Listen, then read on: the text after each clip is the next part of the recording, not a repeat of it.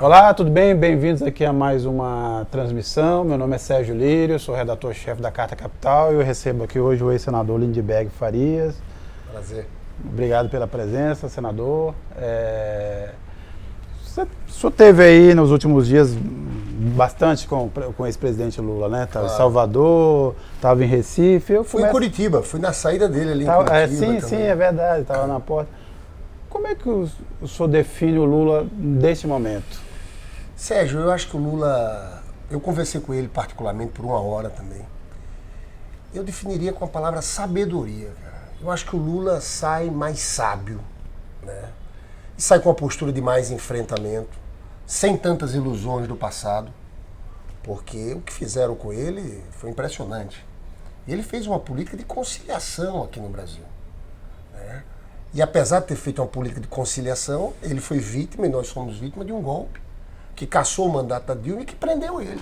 Então eu acho que nós temos um Lula num outro momento, mais preparado para lutar, mais preparado para conscientizar o povo.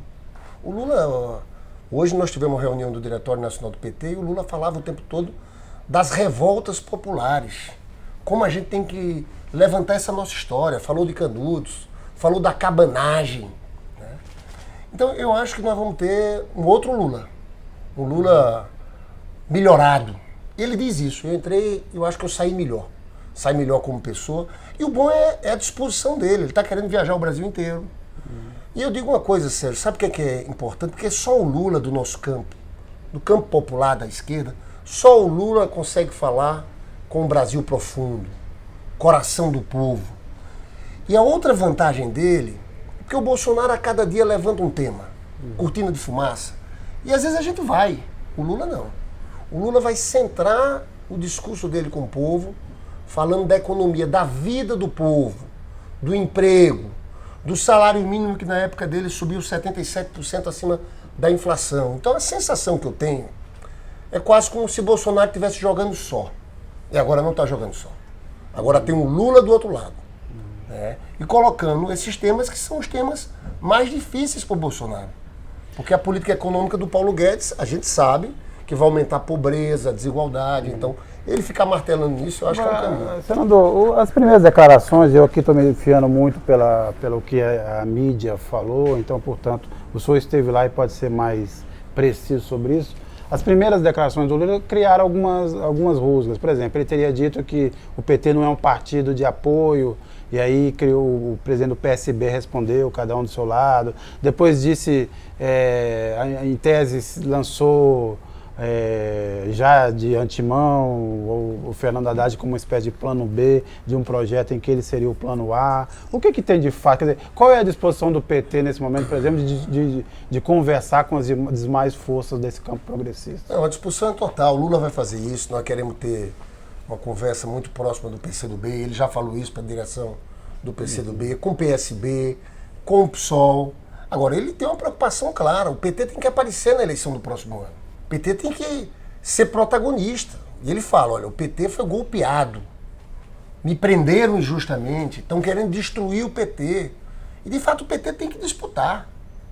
Porque de fato, se você for olhar o plano que estava preparado antes para as eleições municipais, a gente ia ter poucas candidaturas. Então eu acho que o Lula radicaliza nisso para construir um meio termo. Por exemplo, lá no Rio de Janeiro ele falou do papel da Benedita da Silva, que é uma liderança, uma mulher que foi governadora, senadora, uma mulher negra, que tem passagem no mundo evangélico, que é evangélica também, uma liderança popular. Isso significa dizer que a gente não vai apoiar o Freixo? Não. Mas ele quer que ela se coloque. Pode ser que lá à frente tenha a chapa Freixo-Benedita, né? Então eu acho que essa compreensão vai ter, mas ele quer que o PT se apresente, que defenda o legado, que fale sobre o futuro. Eu acho que a posição dele é correta, entendeu? É de colocar o PT para frente. É porque a gente viveu um período muito difícil. Ali depois de 2016 teve muita gente que ficou acuada. Teve muita gente que não foi para o enfrentamento. Ele está querendo pegar essa turma, chacoalhar e dizer vamos para a luta. Então eu acho que ele vai ajustando esse discurso. Mas o sentido é esse.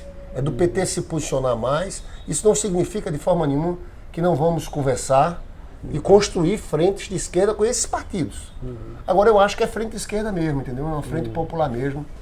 Porque eu sou da tese, até nós conversávamos antes, conversávamos com o Mino Carta e com o Beluso, que a grande frente que tem que acontecer nesse país é uma frente contra o neoliberalismo, que fale da vida do povo. Então, nesse sentido, o nosso projeto é um projeto diferente do Rodrigo Maia, dessa turma que está ali.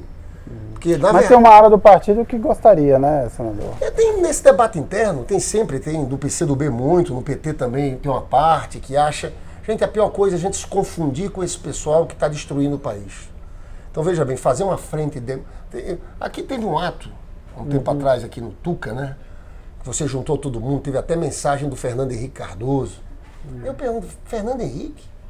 Fernando Henrique, nem na questão democrática, Fernando Henrique está defendendo a Lava Jato, até depois do Intercept, da Vaza Jato.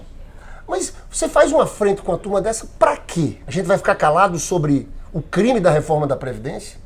A gente não vai falar sobre a política econômica do Paulo Guedes, das privatizações? Então eu acho que a frente que a gente tem que construir no Brasil é uma frente que demarque campo com o modelo econômico. Eu fui na eleição da Argentina, Sérgio. Vi o discurso da Cristina Kirchner, e a Cristina Kirchner, e lá eles demarcaram sempre com o modelo econômico. E as pessoas perceberam. E o discurso final dela, ela era vice do Alberto Fernandes, ela dizia o seguinte: isso aqui não é só uma vitória eleitoral. Nós queremos encerrar um ciclo. Ela dizia, nunca mais ao neoliberalismo. E a turma gritava. Então eu acho que o que vai derrotar o Bolsonaro não são as maluquices que a Damares fala, ou que ele fala. É a vida, é a política do Paulo Guedes, porque neoliberalismo vai trazer aumento da pobreza, aumento da desigualdade. Já é galopante, já né? está galopante. Foi isso que levou o povo nas ruas no Equador, foi isso que levou o povo na rua no Chile, foi isso que fez o Macri perder a eleição.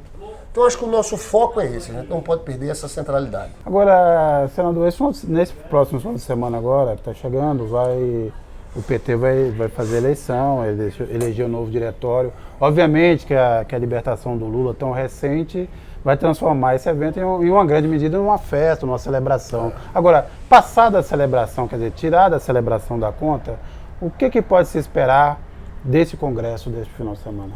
Olha, claro, o congresso com Lula. As pessoas, quando veem o Lula, estão muito emocionadas agora. Né?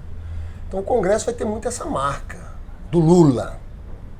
Inclusive o Lula está preparando uma fala de abertura do Congresso, uma fala que ele disse que é a primeira fala estudada que ele vai fazer agora. Porque ele falou sempre de improviso, falou com emoção, agora ele vai fazer uma fala que ele acha que é uma fala que vai pontuar questões importantes do país.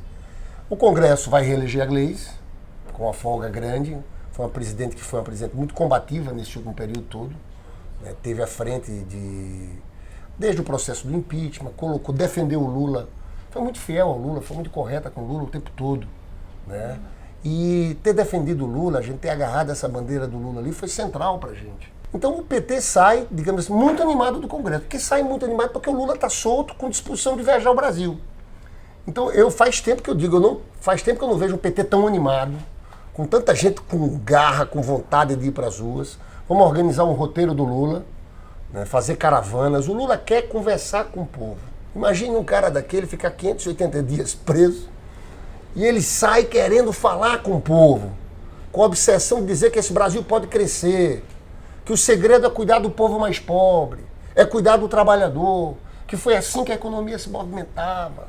Então eu acho que o Lula ele tem essa coisa, tem um legado porque ele já fez e tem que falar para o futuro. Dizer que é possível fazer de novo. Então eu acho que a gente vai ter um congresso num bom momento, porque a energia liberada na militância com a liberdade do Lula é enorme, né? E eu acho que até o próximo ano nós vamos ter eleições municipais. Eu não consigo ver, Sérgio, como a economia melhore muito. Para melhorar a vida do povo, com essa política econômica do Paulo Guedes, eu não consigo ver. Então eu acho que isso com a liberdade do Lula, eu acho que a gente pode chegar a 2020 com bem mais força. Agora, o senhor teme que o Congresso aprove essa mudança aí e estabeleça de novo a prisão em segunda instância? O senhor vê espaço para isso?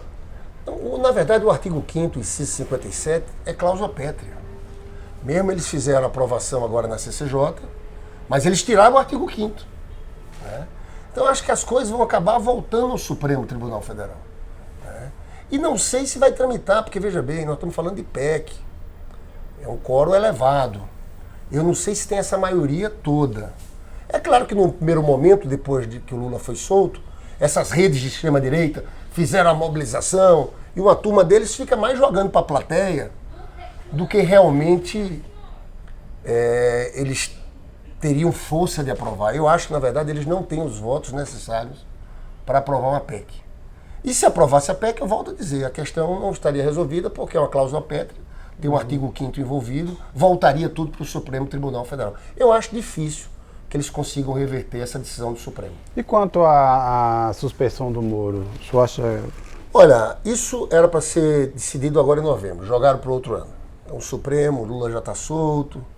Eu acho que o Lula acertou muito ao não aceitar aquela história de progressão de pena. Acho que ali ele deu um checkmate nos caras. Aí o Supremo teve que decidir.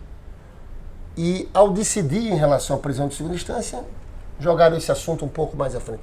Eu tenho esperança, sabe por quê, pessoal? Porque a votação está praticamente 2-2. E o voto decisivo é do decano Celso de Mello, que está se mostrando que é um juiz nesse país, é um homem conservador, mas ainda julga de acordo com a Constituição. E o Celso de Mello, lá atrás, no caso do Banestado, ele foi o único voto, foi 4-1 contra, mas o voto dele é que foi o voto dizendo que o Moro tinha sido parcial. Um julgamento de um habeas corpus parecido com esse. Então eu acho que tem chance de daqui até lá pode aparecer mais coisa. O Intercept, não sei, vai depender muito. Infelizmente eu estou dizendo isso, mas as decisões do Supremo dependem muito do clima político que nós vamos estar vivendo. Eu acho possível sim. Essa é a batalha central nossa, porque isso anula a condenação do Lula. Ele volta a ter direitos políticos. O que a gente quer, o que a gente vai defender, é que Lula seja o nosso candidato. Acho que, Sérgio, eu posso estar enganado, mas eu acho que a gente está comprando o Brasil, esse governo, uma crise tão grande que eu não descarto um grande movimento aí das pessoas dizendo, olha, só o Lula pode resolver isso. Eu não descarto. Esse governo Bolsonaro está aí se segurando no primeiro ano, joga a conta no PT, mente. O PT quebrou o Brasil como se ele não tivesse responsabilidade de nada aqui. Mente sobre essa história, a narrativa é essa. Mas ele vai ter muita dificuldade de chegar até o final do governo, na minha opinião. Principalmente pela política econômica. Né? O neoliberalismo é isso, traz crise. E a gente está vivendo um neoliberalismo muito radical, é tudo ao mesmo tempo agora.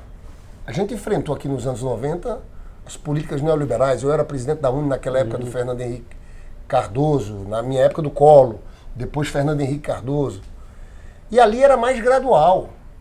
Mas se você olhar bem, todos aqueles governos caíram. Fernando Henrique, Menem na Argentina, Carlos André Pérez na Venezuela. E houve um ciclo, vitória do Chávez, depois vitória do Lula, depois vitória do Kirchner, depois do Tabaré Vaz. Então eu acho que eles vão ter problema com essa política econômica. Falando nisso, como é que o senhor acha que essas revoltas populares aqui no entorno, né, pensando no Equador, Chile, em certa medida o que está acontecendo na Bolívia, como isso se reflete internamente aqui? Não, então eu acho que primeiro tem uma questão aqui que é o seguinte, a implantação dessas políticas neoliberais agora acontece de forma mais radical. E a tendência é ver mais explosões, porque a vida do povo piora muito. A desigualdade aumenta. Só que na minha avaliação, é errado a gente achar, e teve muita gente há um mês atrás dizendo, puxa, agora vamos à esquerda, porque o povo foi para as ruas no Equador, foi para as ruas no Chile, ganhamos a eleição na Argentina. Não é tão assim. Por quê? Porque eu acho que também tem uma direita que tem apoio claramente do Departamento de Justiça norte-americano, que está agindo, que é antidemocrática, que pode usar de elementos vários, como aqui usaram o Bolsonaro, como na Bolívia deram um golpe, na verdade, deram um golpe que pode ser revertido pelo povo nas ruas, mas deram um golpe com violência, um golpe apoiado em polícia, milícia, igrejas neopentecostais, os militares entraram depois. Então mostra que é uma direita que pode resistir com apoio norte-americano, que rasga a democracia, não tem menor dúvidas quanto a isso, né? Então eu acho que nós vamos viver um período muito conturbado da América Latina, porque vai ter reação pela esquerda, a esquerda vai ganhar alguns lugares, mas vai ter também esse movimento pela direita, financiado pelos Estados Unidos. Você está vendo aqui, a gente sabe que a quantidade de golpes na América Latina que foram feitos com intervenção direta dos Estados Unidos. Agora, Eles estão usando o Poder Judiciário. Isso em tudo que é lugar. No Equador, eu almocei com Rafael Correa na Bélgica. Ele está exilado na Bélgica. Casado com uma belga, porque se tivesse no Equador ele estava preso. A gente viu o que fizeram com Lula. O que queriam fazer com a Cristina Kirchner. A Cristina Kirchner foi muito hábil ali, ao colocar o Alberto Fernandes na frente, porque senão, acho que o roteiro era igual ao do Lula. Iam prender ela também. Então, nós vamos viver um período de muita luta política aqui na América Latina, como sempre foi. A gente pode dizer que, de certa forma, depois de 2001, do atentado, os Estados Unidos foram um pouco para a guerra ao terror, que ele virou o centro, mas eles voltaram já a bateria completamente aqui para a América Latina, viu, Sérgio? Eles tinham abandonado um pouco. Eles ficaram um período, e foi justamente o período que a gente teve os governos populares aqui. A gente teve mais liberdade aqui na América Latina. Agora, com a guerra comercial com a China, eles voltam novamente a falar numa nova doutrina Morro, de América para os americanos. Eles falam novamente dessa região aqui como um quintal para eles. É por isso que eles não aceitavam Lula. Porque eles não queriam um presidente que tivesse articulação com a China, com a Rússia, tivesse uma boa relação com os Estados Unidos, mas tivesse essa visão multilateral. Eles queriam e precisavam de um presidente como o Bolsonaro, completamente alinhado. Eu acho que na história, talvez só ali no começo do golpe de 64, houve um alinhamento tão grande de um presidente da República com o governo dos Estados Unidos. Que às vezes nem quer tanta atenção, né? Dado Claro. os últimos. O Trump às vezes fala, não, é um pouco excessivo. Né? Cara, aquela gravação falando I love you, pelo amor de Deus. Agora, senador, para a gente encerrar, uma última pergunta. O senhor falou da conversa com os partidos aí do campo progressista, acabou não citando um nome aí que é importante nessa articulação, Ciro Gomes. Ainda há canais de conversa com o Ciro Gomes? Olha, o presidente do PT, Gleisi Hoffmann, tem conversado sempre com o presidente do PDT, o Lupe, tem um esforço de envolver o PDT. Agora, o problema do Ciro é que eu acho que ele errou o tom completamente com o presidente Lula. E o problema não é que a gente não queira, o problema é que ele se exclui completamente. Eu não sei, eu acho que ele errou muito no tom, né? E mais naquele momento, o Lula preso. Entendeu? Então eu acho que isso deixa... Eu acho que foi muito ruim para o próprio Ciro Gomes. Entendeu? Agora, a gente continua fazendo o esforço de colocar o PDT em tudo. Agora, claramente, nas eleições municipais, eles estão fazendo um movimento de apartação em relação à esquerda. Né? Nós estamos com a relação com o PSB, o Lula foi a Recife, se reuniu com lideranças do PSB, se reuniu com a Renata Campos, que é a viúva de Eduardo Campos, que era a grande liderança do PSB. Freixo teve lá no São Bernardo do Campo, que foi um gesto muito bacana do Freixo. Com o PSOL está tendo todo tipo de conversa. Né? A gente tem hoje a possibilidade de apoiar 3 candidatos do PSOL. Um vereador de Florianópolis, que eu não lembro o nome aqui, o Freixo e o Edmilson. O Edmilson, que foi prefeito lá de Belém pelo PT na época, mas depois saiu pelo PSOL. Que tem todas as chances de ganhar a eleição. Então, veja bem, essa história que a gente está... O Lula, quando fala essa coisa de afirmação do PT, é para dar uma sacudida no PT. O PT se colocar. Mas isso não vai atrapalhar em nada a grande construção que a gente quer, porque a gente sabe que para derrotar Bolsonaro nesse país, para derrotar isso que está aí, é preciso ter a esquerda unificada, com força, caminhando junto, nas eleições e nas ruas. Porque a gente só derrota esse golpe, na minha avaliação, com o povo nas ruas. Não é algo que a gente vai ganhar só do processo eleitoral. A gente tem que esquentar as ruas. Nesse caso, o exemplo do povo chileno é muito importante para a gente aqui no Brasil. Só com muita gente... Os grandes processos, a gente derrotou a ditadura depois também com grandes mobilizações populares. Isso que está havendo, que a gente está enfrentando, é um golpe mesmo. Eu acho que a gente só vai conseguir derrotar também quando conseguir fazer mobilizações amplas como aquelas que foram feitas na luta contra a ditadura militar. Senador, muito obrigado. Foi um prazer aqui recebê-lo, sempre muito, muito claro, muito ilustrativo. Agradeço quem nos acompanhou aqui e até a próxima. Obrigado. Eu que agradeço. Um abraço.